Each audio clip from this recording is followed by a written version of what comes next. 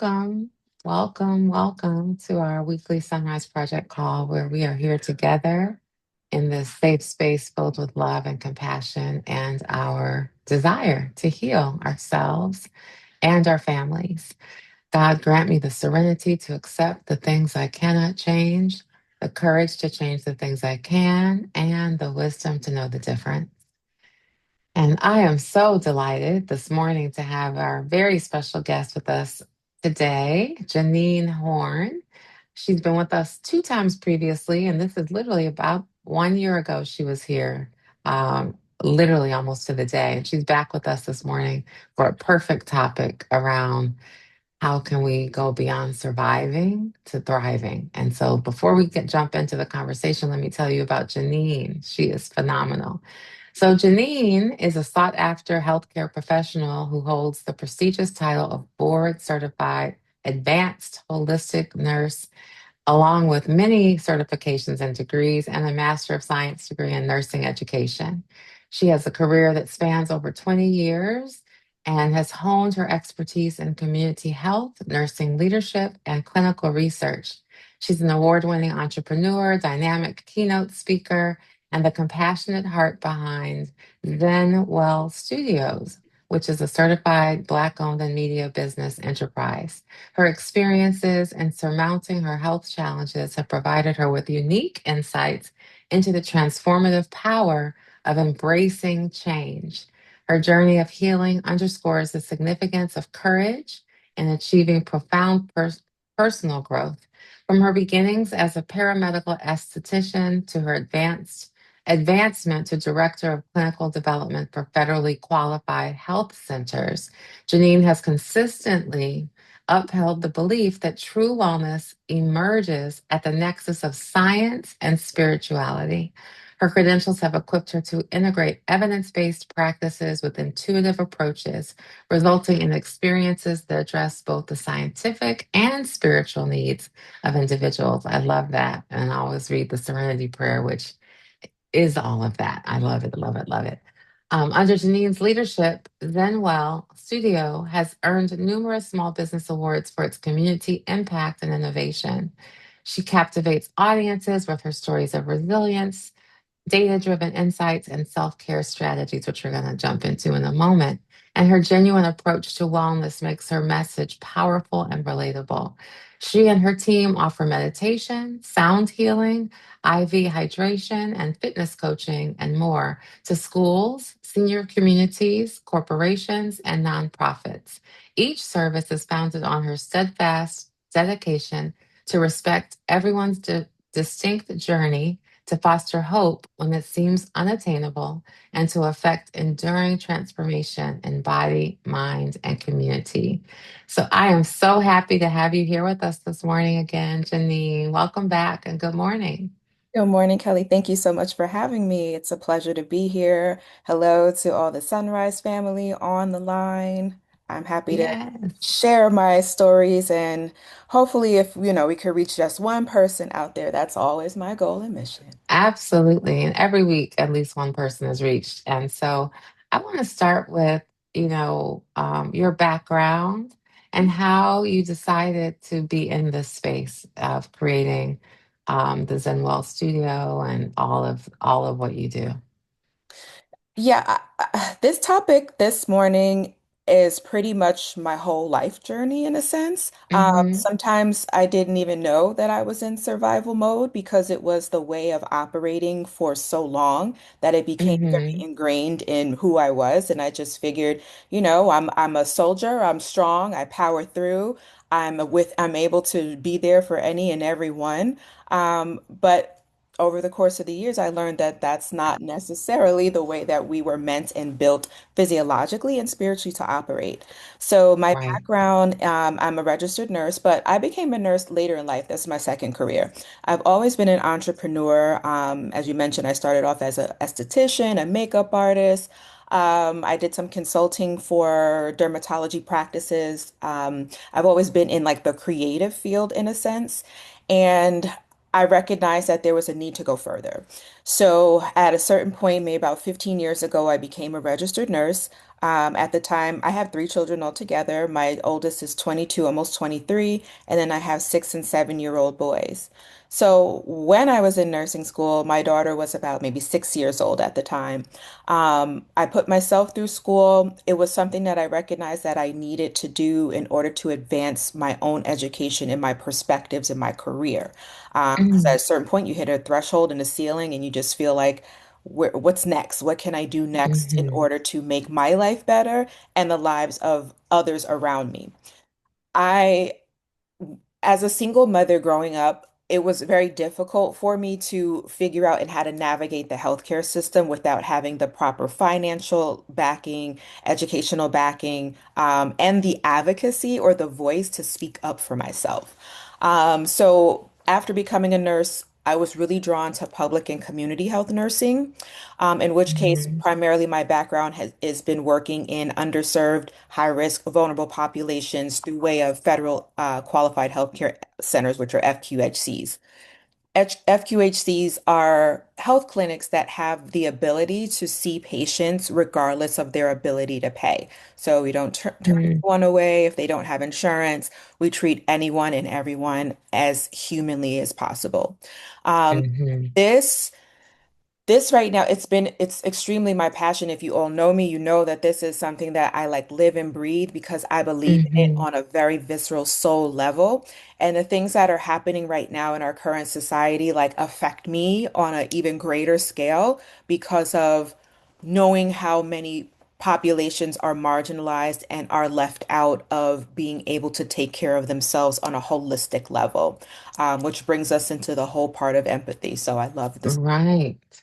So define empathy, because that's you just said the word. Define empathy from your perspective and why it's so important for us to have empathy for ourselves. Yes. So empathy, there's having empathy, and then there's also being an empath.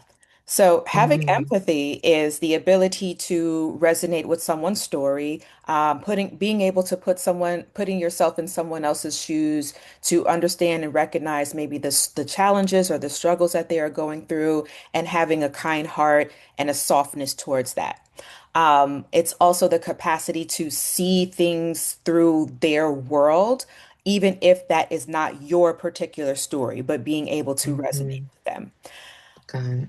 Empaths, on the other hand, are those that feel things on a visceral level.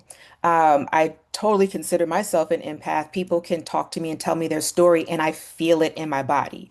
I'll feel it. I'll feel the sensations running through my body, the energy shift, kind of like the goosebumps, the hair that sticks up on my arms because their story means something a little bit deeper and energetic to me. And it is my ability to also be able to understand and move 10 steps ahead on how best they can be in a state of flow, in a state of relaxation, peace, comfort, and all of those things that are necessary for the nervous system to calm itself in order to regulate Hmm. both energetically, emotionally, and on a nervous system level. Right. But it's important for us to give empathy to ourselves, right? To Yes, really work absolutely. through that. And I Absolutely. think what I hear is not necessarily being an empath, though, because that takes it one step further, correct? That's what Yes. I'm hearing. Okay. Awesome. So, what's actually happening to our minds and our bodies? Because you talked about the effects when we stay in survival mode, and you talked about being in survival mode yourself for many, many, many, many years. What are the effects of being in that survival mode for too long or for any period of time? So a lot of times we don't realize that the physical effects on our body are a direct manifestation of mental imbalances that are occurring in the mind. In our mind, we have two major central nervous system pathways, the sympathetic and the parasympathetic. So the sympathetic system is that system that is constantly on activation. That's the fight, flight, freeze, fawn mode. And then parasympathetic is Mhm. rest, digest. So when you are Hmm. constantly in nerve or survival mode, that sympathetic nervous system is constantly activated. The certain parts in our brain, the amygdala, that's the part that guidance and governs the sympathetic nervous system. That's always on fire. That's just inflamed at all times. That is the hypervigilance that you feel, the discomfort that you feel, the impending doom feeling, anxiety, Mm-hmm. depression, the feeling that maybe even restlessness, like I can't sit still because I feel guilty for even resting. Mm-hmm. Um, Mm-hmm. Essentially, the prefrontal cortex is the part of the brain that is responsible for decision making, reasoning, calming the Mm-hmm. body, making rational decisions from a calmer state. But if we aren't able to allow the parasympathetic nervous system to take over and that prefrontal cortex to happen, that amygdala and that fight or flight feeling is just constantly on fire.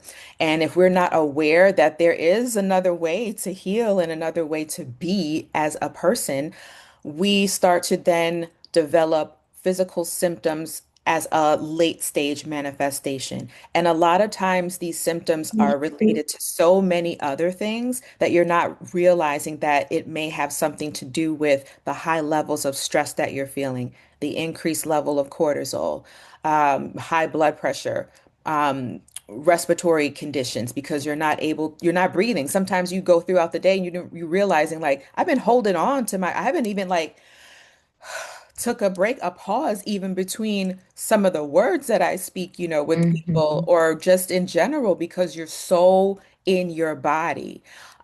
And that is one thing when, as a nurse, that I notice when I'm working with people is that I don't like to just look at the physical side of things. I'm also trying to understand what are the other factors surrounding that are contributing to the onset of metabolic syndrome, which could be obesity, diabetes, Mm-hmm. hypertension, autoimmune development. It's just a total cascade.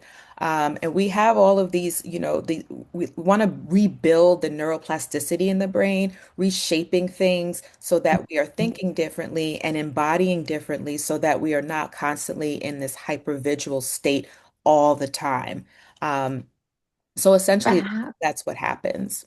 yeah, but how, so the real question, it's true for me this morning, like most of us, I'm sure, are tired or Mhm. exhausted, sleepy, and have too much to do to hold it all together, to get things done. There's limited hours in the day. And so, what are some actual tools, especially for people who are pushing through, carrying the weight, trying to just, get it together, keep it together? What are some actual things we can do for ourselves and also for our loved ones, our children, our adult children? What are some tips or tricks? Like right in this moment, I'm physically and mentally exhausted and I Yeah. want to just crawl back in bed, but that's not possible. It's just not possible. So, what are some other things that we can do when we don't have the opportunity to get back in bed?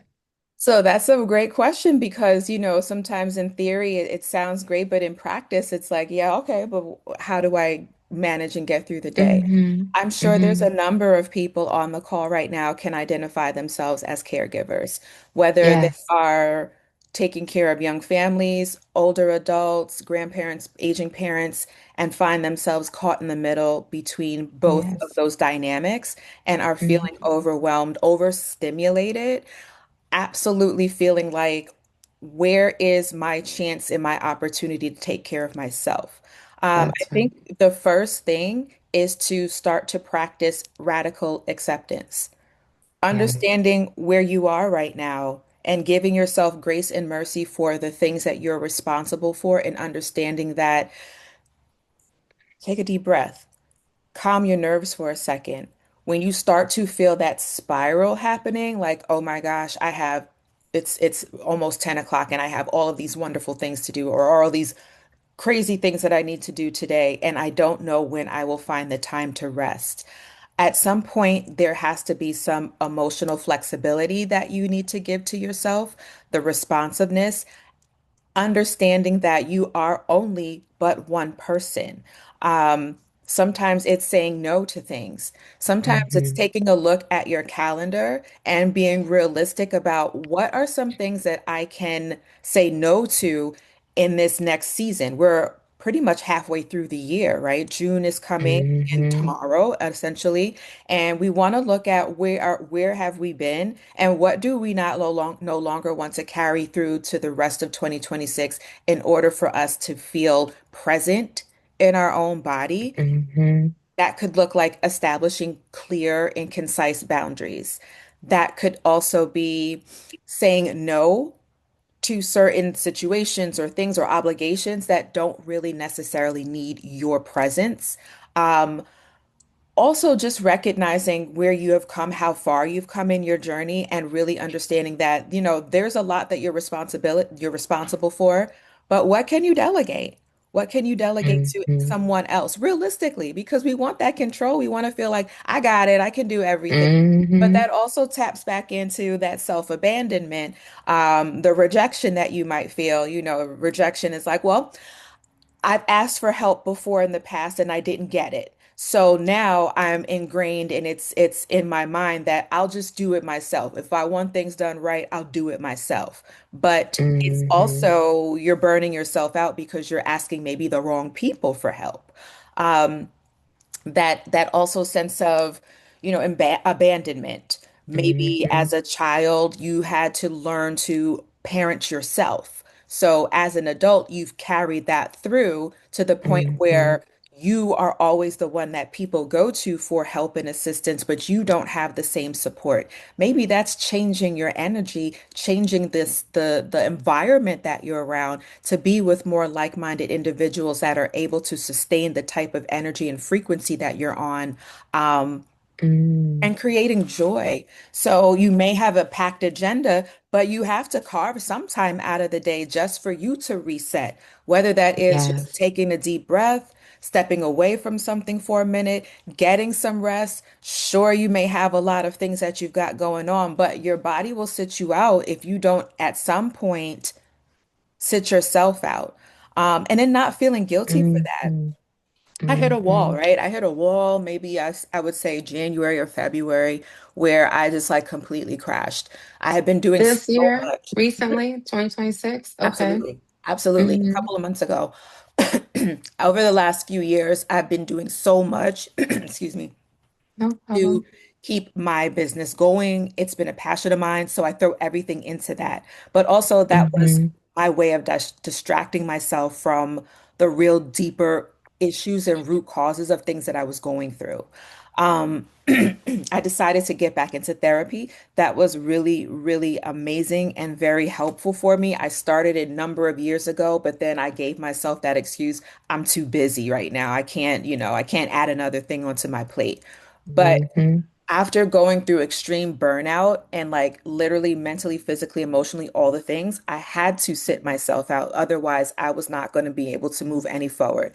I'm Mm-hmm. older now, so my boys get a different mother from me than my daughter did. Then you're I was 20. young. Yeah. Mm-hmm. The I was six younger and when I 7-year-old. Woo, child. they're That's 6 and a 7, yes. mm-hmm. And I'm in my mid 40s and they got a lot I more energy than understand. I'm prepared for, and so I Mm-hmm. I had to understand too that my children are seeing what's happening to me, and this is something that I saw with my mother. My mother's also a nurse. My father is around and is in my life, but my mother was the one that worked all the time, all the shifts, all the Mm-hmm. hours, all the overtime. I seen that.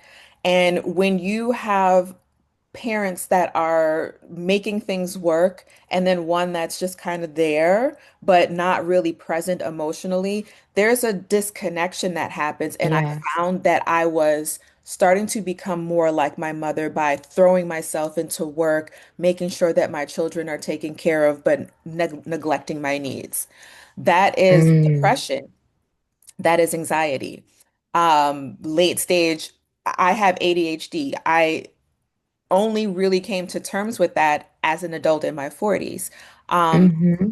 and that moment there for me was everything, like realizing I just can't be everything to everybody, and I just won't. So, yeah, I might have some things that I need to get done and I'm responsible for, but who else can I delegate things to?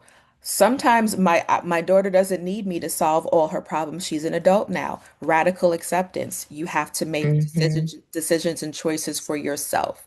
My Yeah. sons, they got a lot going on. They want to do all the things they want to, and they're boys, they're active. That's fine.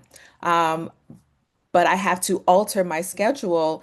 I can't be a part of every different committee, every different board. I can't be at this meeting, this social event, this network. I just can't. It's not my Mm-hmm. season. So just Right. understanding and giving myself radical acceptance was huge for me. Mm-hmm. And I think that would be something that people need to stop and take a look at is like, where am I at currently in my state? What Mm-hmm. deserves my attention and what does not at the moment? What can I put off until a later date? Do I have to start this project right now? Do I have to be at this event right now? Can someone else can I look for respite type support services for my grandmother or my grandfather or my mom or dad? Mm-hmm. Can I have one of my girlfriends, take the boys for a weekend so I can just have a minute to myself? Like really Mm-hmm. understanding, like working out what your tribe, who your tribe is, who your trusted people are, and also just making sure that you have the capacity to rest without guilt. Maybe you just need to, I call it bed rot. Like maybe you just need a bed Mm-hmm. rot for one Saturday or one Sunday, one weekend. Like, and that's it is what it is. Um, Mm-hmm. we don't have to keep, and we try to push ourselves. We try to do that all the time. But that just Mm-hmm. contributes to, again, the physical things that happen in our body. As Just Black women, survival. yeah, Mm-hmm. as Black women in general are 3 times more likely to experience chronic related illness stress. So Right. You said 3 times more likely. 3 times more likely. Mm-hmm. Heart disease, stroke, Mhm. those types of this. Mm-hmm. In general, 6 in 10 adults have some sort of at least one chronic illness. So that essentially that means pretty much half of the people on this call right now are struggling with at least one chronic condition. That's a Mm-hmm. lot. That's a lot. That's Right. That is a lot. So in January or February, when you had this break, this crash, um, did you start saying no? I heard you say I just start, I changed things. And yeah. did you shift your presence to your little boys and say I'm It- taking, like, how did you do it physically? So my body was speaking to me what my mind was continuing to suppress. I had to Mm, integrate. So there was a lot of things that I had unconsciously pushed down, down, down, deep, deep. I had yes, to I get bring that. some of that to the surface to understand why it is that I feel that I have to take on the world, why it is that I am able to pour into others, but I don't give myself the same grace and mercy. Um, Mm, why it is that I will put myself in situations, whether it's in relationships, whether it's in friendships or business opportunities that I know that don't speak to my level or my value, but I do it anyway, maybe out mhm, of mhm, guilt, maybe my people pleasing tactic that I had at one point. And that at that mhm, point, I had to just realize like something has to change. Like I've been operating like this my whole life. And if I want things to be different, I always pray mhm, about it. I want things to be different. How can when is it my turn? What is this lesson showing me here? But I had to also be real with mhm. myself. Like you're not doing anything differently to change your situation. So how are you going to show up That's right. differently in order for you to have a different outcome? Um, I'm scanning my body for the unpaid Right. emotional labor, just scanning your body and feeling where you feel the feels. What hurts? What is the chronic pain? Do you have chronic Mhm, migraines, chronic back pain? Um, always sick all the time, hair loss, weight gain. mhm, Um, mhm, tightness in your chest, clenching your jaw. Those are all like symptoms of like having anxiety and having this mhm, hypervigilant state, but you don't realize it because you're just constantly doing it. You're always doing it all the time. I had to catch myself when I spiral. So I had to realize like, okay, I got a lot going on in my brain. I have like 35 different tabs open at all the times, and I had to realize that there's a lot going on in my Hmm. mind that I'm not getting out because I'm not speaking about it. It's all visceral inside of me, and Right, that's manifesting and I'm getting irritable and angry because other people don't know that I'm going through this because I didn't tell anybody. It's not their fault. I just didn't tell anybody. So right. I'm upset and I'm Because angry. you're keeping it all inside. Yes, and it's Hmm. like, but did you actually ask for help? No, I didn't ask for help, but I just think people should know. Like, no, like people just don't know what you're going through unless you talk about it. And so therapy has Right. been like amazing for me. Like I I always do think, incorporate that. and therapy is critical. I think that's amazing. I think Mhm. finding a great therapist can be hard, but they exist. Yes. So, how did you find your therapist? How did you find the person because you said you started going back to therapy. Mhm. How did you find your person? So she was the same person that I was seeing about 3 or 4 years ago, and then I Hmm. stopped because at that point I had started my business. The business part just took over. So I just reached back out to her again to see if she was still practicing and accepting new clients, and then I just started right back with her. It was just like very seamless. So I was That's lucky. awesome. Yeah, I was lucky in a sense because sometimes it is very hard for you to find someone that resonates with you. Um, and it's It is sometimes it's a trial sometimes, and right? But when error. you find that good person, Yeah, yeah. hmm And it a is lot a of trial times and it error. is trial I and want error. to it is. Oh, go ahead. You were about to say something. It looked like.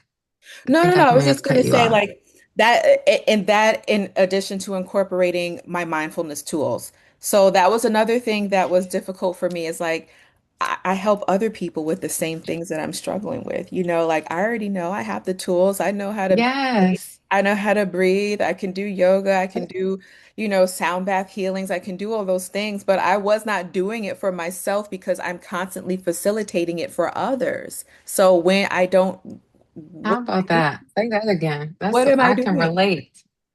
What am I doing here? Yes. How can you show up fully embodied if you're also going through the same things that you're trying to help other people overcome? So that's another thing I had to do is just like put myself Right. first for one. Like, how dare I? Like, how dare I? And some people don't like it. They don't Yes. resonate with you Yes. anymore. So, what That's are some because, of the, okay, go ahead. I'm sorry. right? No, you go ahead. You said that's because what you said some people don't resonate with you anymore, and that's because And that's because what? they're used to interacting with you in your unhealed state, in the state that you were in your old version of yourself. Mm, They were comfortable with being your friend or being around you when you were also resonating or vibrating at a lower frequency. But then this is what happens. You yes. start to work on yourself and you elevate more, you bring your energy and your frequency up higher. That altitude, it's hard to breathe up there, and not everybody can breathe at the same level of oxygen when you start to raise up. And then those people either organically start to back away or they start to make you feel guilty for you starting to take care of yourself. And not everybody is meant to go where you're Yes. going, and it is what it is. I think, ooh, there's seasons for different people. Look at Seasons. all the exclamation points and this, preach, all of that. Because I think sometimes we have to change our community or certain relationships that no longer serve us Yep. if we're not operating. I love how you said at the same frequency, Yep. and iron sharpens iron. So Yes. sometimes we need that and those people in our spaces that are going to complement and uplift versus suck and drain. That's exactly it. Exactly it. And Mhm. a lot of times too, you may not understand it in the beginning. It's like, well, I've had relationships or I've had friendships with these people for so long. I've done so much for them. Like, why would they betray me like this? Or why would they make me feel this way? And everyone is a lesson. Like, that's what I Mhm. had to learn too, because I was stuck in that, why me? Like, why is it that I'm so good to people? Why me? Mhm. But then I had to realize that everybody is a Mhm. lesson for you. They come for a reason or a season. And not everyone is meant to Yes, stay with you throughout your entire journey throughout life. that's And right. once you Everyone is a lesson is such a great it's a lesson. phrase. Everyone is a lesson Mhm. because we can learn and Yep. build and grow and move forward. I have something on my wall that says, keep moving forward. No matter what, keep moving forward. And sometimes some people have to be left behind in Yes. order to move forward. Yes. I Good love or that. bad. Good or bad. It's always a Good or lesson. bad. Like, Yeah. well, you taught me And what people I don't saying, want. indeed. Absolutely. Because it's when you are going through those things with different, not even people, just environments, situations, jobs, it's what is this lesson teaching me right now that I still need healing? What's the part of me that I still need to work on that is this person or situation is activating inside of me? And that's what I take from it is like, now I realize what I no longer want and what I will no longer deserve, tolerate anymore. That's right. That's right. And then you create the vision for yourself of what you do want, Yes. and it manifests. It really does. Mhm. I believe that too. I want to make sure that we give people an opportunity. I see people, people have come off of mute. Maybe they want to ask a question or share a thought. So feel free. If you're on your phone, you can hit *6. If you are here and want to come off of mute, feel free to do that as well. If you have a question for Janine this morning. If not, we will keep chatting. But I do see a couple people that came off of mute. So feel free. Does anybody have a question or a comment for Janine and all her incredible advice this morning on taking care of ourselves? Okay, well, we will keep chatting.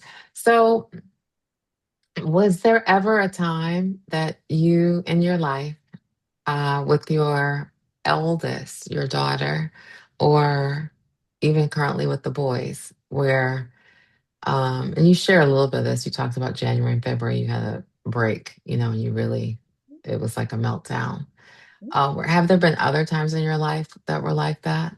And you didn't have the tools before your whole Zenwell studio experience? What was that like for you? Yeah. Um, yes. When I think back, I think that I've always felt like a little tortured soul kind of my whole life and didn't realize it. Mm-hmm. I've gone through a lot. When I was younger, I moved around a lot. When Mm-hmm. my mother, so I had a brother. My brother passed away in 2018. And so my brother and Sorry. I were 8 years apart. And so moving around a lot. I'm originally from New York and we moved between Maryland and Florida back to New York again. So pretty much I lived all up and down the East Coast. And as I connected that to my present life, I realized that that lack of stability had a big major part in my adult life. I didn't stay in my childhood home for, Mm-hmm. my whole life, and then I graduated from high school and then went off. It was just a lot of instability and a lot of different things that were kind of like going on in my parents' lives that also affected me as an adult. So Mm-hmm. those childhood, adverse events are real Mm-hmm. because you carry that on throughout your adult life unless you start to get help or recognize what's happening, to you. Um, I had a very traumatic experience with my labors with, I would say, two of my children. With my oldest daughter, I was a young single mother. Mm-hmm. I was 21 when I had her. Mm-hmm. I essentially drove myself to the hospital when I was in labor and I gave birth by myself. No one else was there with me. That Wow. was very traumatic for me because I didn't Wow. have any support. My parents at the time were in Florida and they weren't able to come. I had her in Maryland. They weren't able to come to the hospital in time by the time I went into labor. So I was there by myself for the most part. Um, and the way that the Mm, nurses and the support staff in the hospital made me feel, I said to myself, I will never, ever, ever, ever make someone feel like mm, that again. Because they made me feel like, here's another little young black girl again. Oh gosh, you don't have nobody here with her. We see this all the time. It was heart-wrenching for me because I had no idea mm. what I was doing. Yes. No idea what I was doing. And I share that story because Hmm. And that you were was one of 21. 21. Yeah, I mean, I wasn't a teen parent, but I was very young. I had just turned 21. Um, Hmm. and then here I go, I have this baby, and they're like, here you go. And I don't even know what I'm supposed to do with her now. I'm like, okay, well, what do I do next? Like, I'm not really sure. Hmm.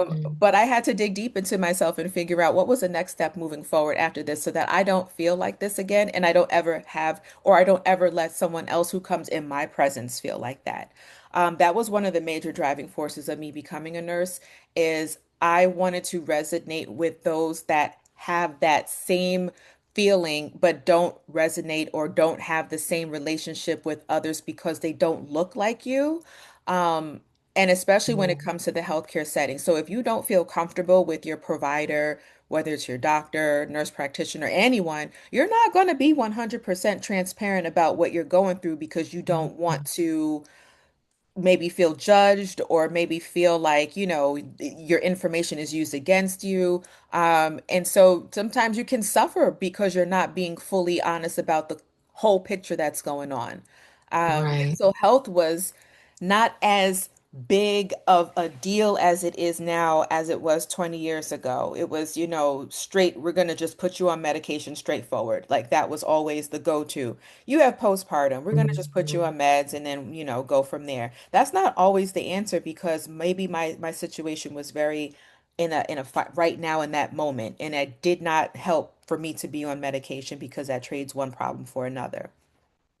Then after moving forward, another Although I will say, I think I had postpartum depression and I didn't get the help. It was the opposite. I right, think I was made to, or maybe I took it on feelings of guilt because I was like, why don't I feel happy? This should be wonderful. right, right, And it was not. And it was quite the opposite in right. terms of, I wish looking back, someone had said, I think you may have postpartum.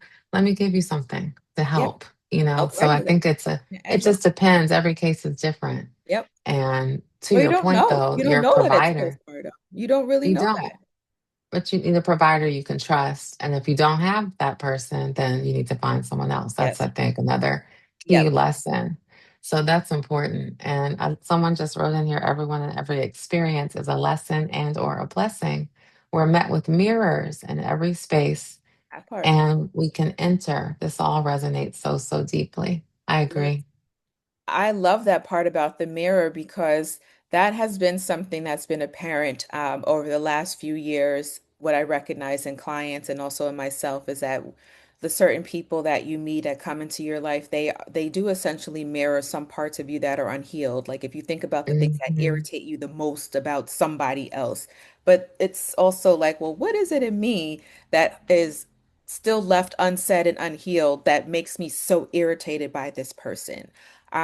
Maybe that's a part of Hmm. myself that I still need to work on.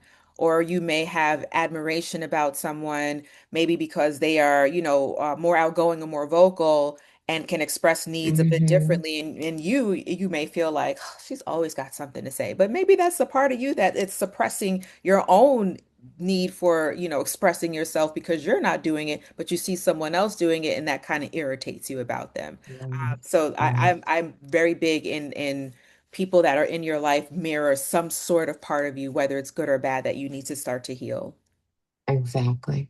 So tell us about Zenwell Studio. I read about it in your bio in the introduction, but what kind of services do you provide and are they virtual or do people need to come in person? So I've completely pivoted. This was also Mm-hmm. part of my realization that some things had to change in my business. So I am now Health, where Okay. I am now providing, my team and I are providing community health consulting, population health strategies for healthcare organizations, hospital systems, senior living Mm. facilities and nonprofit organizations or and corporate for profit as well. So essentially, what I'm providing now is more care coordination on a program scale and helping Mm. clients navigate the complexities of the healthcare system, coordinating and doing chronic education or chronic disease education and management. When you are trying to say, for instance, you have older children or younger children and older adults that you need to take care of, that can be a lot on you as a person. And if you are understanding of what the needs are for your both your older adults and your younger children, you need that little extra layer of care coordination and care management to help. So I essentially Mhm. assist people with all of the basic social determinants of healthcare factor, whether it is the need for access to healthcare, education, employment opportunities, food Mhm. insecurity, transportation, all those different things that may prevent or hinder you from being able to Mhm. be compliant and adherent to your current health conditions and your current, regimen of care. So we'll help with, doing medication management, teaching, Mhm. helping you schedule appointments, and all of those things. And I work with different hospital systems and county health departments where we have our community health workers go out and also spread the Mhm. word about different resources, and things that are available within the particular community for those that may have, no insurance or underinsured. So that's where I've Right. pivoted to. And that was Awesome. also a big thing for me to let go of as well, because I've operated in a very different way for so long for the last several Yes. years. And to be able to let go of that and realize that this is really what my passion is and what the direction Mhm. is that I need to go into, that took a lot Mhm. too for me to just come to the realization that some things need to change because some things were not working. So how I am personally, or how sometimes we all are personally, also shows up in how we handle business. And so, if the personal side, if That's you're really right. not working on that, that also shows up and manifests in your business. Knowing your worth, being comfortable with charging your prices, and not lowering it because maybe someone can't afford it. Maybe just that person is not your particular client, and being okay with that because you're not gonna That's right. be able to work with everybody, and that was what I wanted to do. I want to work with everybody, but I can. Right. Right. Well, you had the power and the passion to pivot, and you also had the courage to make the change because we talked about that earlier. It takes courage to shift and really make a change, especially when you've been doing something a long time in one particular way. And sometimes we have to change. We have to purge forward, and we Yes, have to pivot in order to make our business successful, right? yes, And continue. What I love about what you're doing is you're continuing to help people, but you're doing it in a different way. yes, And it's fantastic. So I love that. So Zenwell Health now. yes. Zenwell Health. Yes. Awesome. That's incredible. Compassion, someone said. I think that's a wonderful word, and it's part of your bio. Being a compassionate heart behind Zenwell Health. So, talk about the word compassion. And again, I want to go back to how do you show compassion and radical acceptance with our children? What's the best way to do that? Compassion and radical. Physically, how does that manifest? Compassion and radical acceptance, especially when we may have children that are a handful sometimes. Yeah. Um, what I realize is that my my children are just a mirror and a reflection of me. Sometimes I don't think that they hear and Mm, listen to all of the things that I'm saying and what's going on around them, but they do, and they pick up on a lot of things.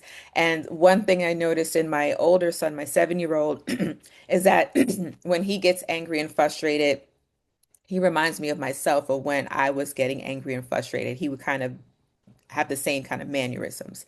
So I realized, like, okay, well, I need to change how I show up in order for him to see what it looks like to be regulated and calm. I would get very frustrated at sometimes because I have a lot of responsibility, a lot mhm, of things on my plate, and inadvertently I would take it out on not necessarily them, but just like express my frustrations in a way that was very unhealthy. And so when I see him do it, I had to catch myself, like, let me calm him down because I see that he's about to go off the deep end, and I want to catch him at this state right now where he's a little more moldable, especially with him being a young black mhm, male. Um, the society and the world that we live in aren't kind, to us people of color, especially young Hmm. Black men.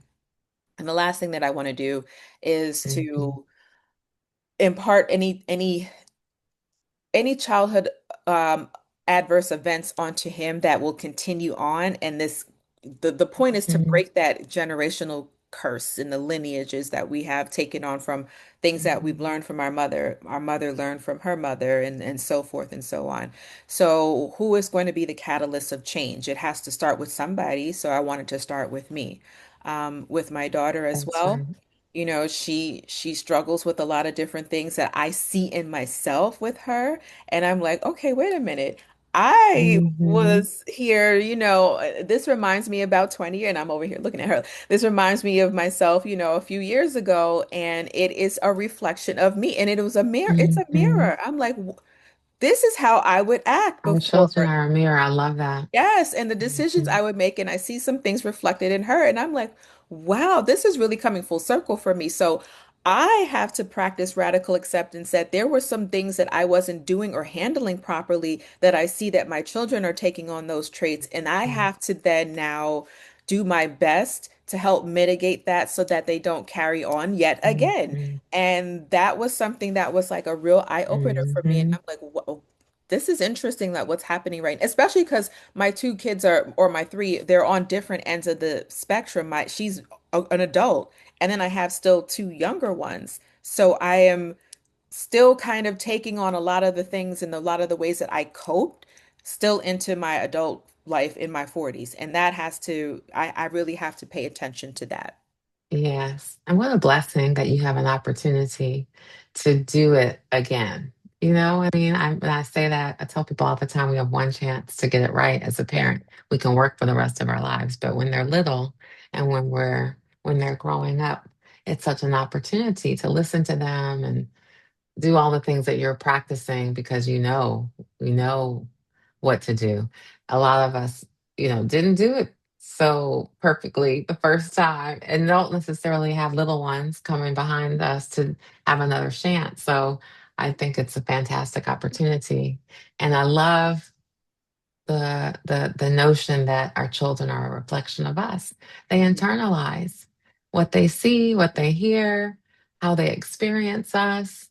I know with our children, my boys, I never modeled communication Mhm. or how to communicate because similar to what you talked about at the beginning, I was a workaholic, working around the clock, always traveling, always on the road, always escaping, running away from things I didn't want to deal with or, pains or um, unhealed trauma, like you talk about from the past, from my own childhood. And so um, they didn't learn that skill, how to communicate, how to talk to someone in a loving, compassionate, logical way. They didn't learn that. So I think, so now I know a lot of us on this call are pivoting and relearning and trying to reshape our relationships, building to rebuild, building new relationships based on Yeah. connection, conversation, communication. And I love the term of radical acceptance, really letting them be them Yes. fully. But We it's have, hard sometimes. it's hard. I mean, it is difficult. And now, I Hmm. mean, now our children have access to a lot more than we did, when we were younger.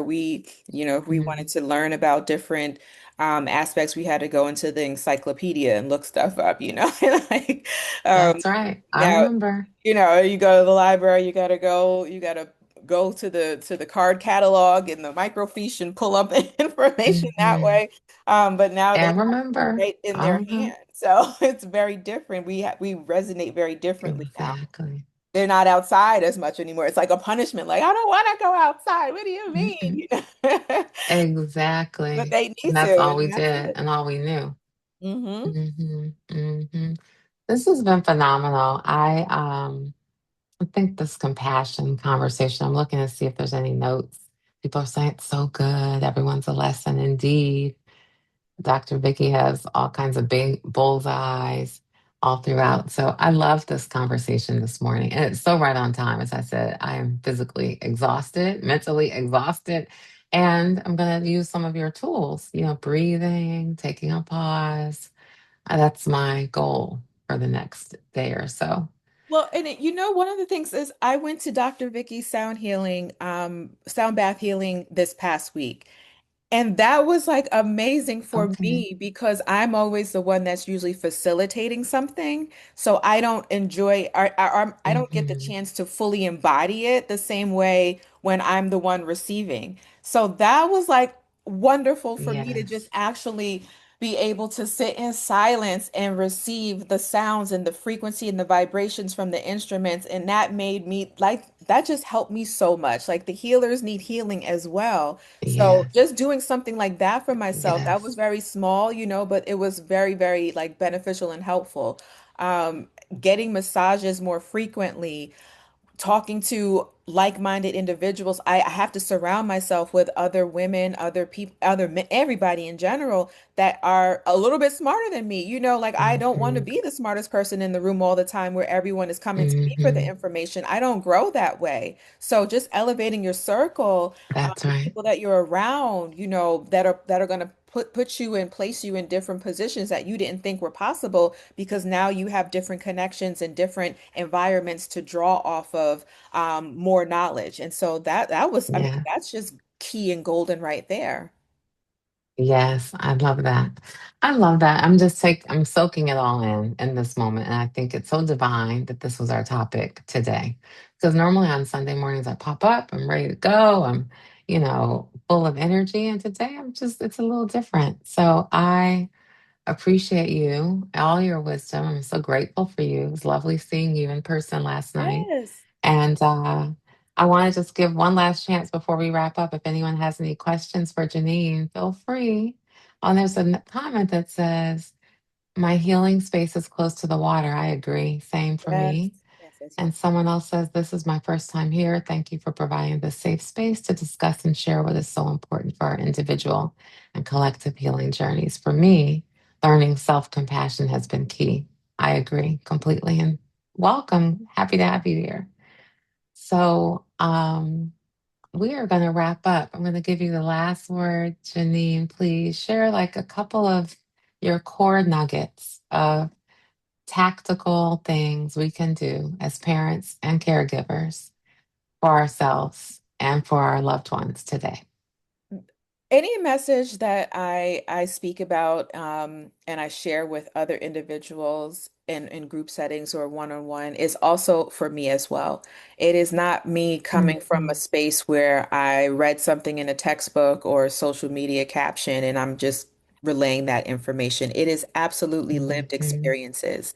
I think regulation in real life looks like grounding yourself, um, movement, getting out in nature, connecting back to the mhm, divine, really focusing on what matters to you most. And maybe that's just making a list of the things that really matter to you most in this day and time where you're at in this season, and being realistic about how you're going to best achieve those goals. It doesn't have to be like long, lofty goals that mhm, are not realistic. We want to like kind of bring them down to a bite-sized, manageable chunk, and then from there move forward. Because I think a lot of times we get overwhelmed with trying to set all these different goals for ourselves and all these things that seem very hard to obtain because there's a lot of steps involved to get there. But I mhm, think just taking a look at where you are in your current space in this season that you're in and mapping out where you would like to go, even if it's just for between now until the end of the year, now until the end of next month. mhm.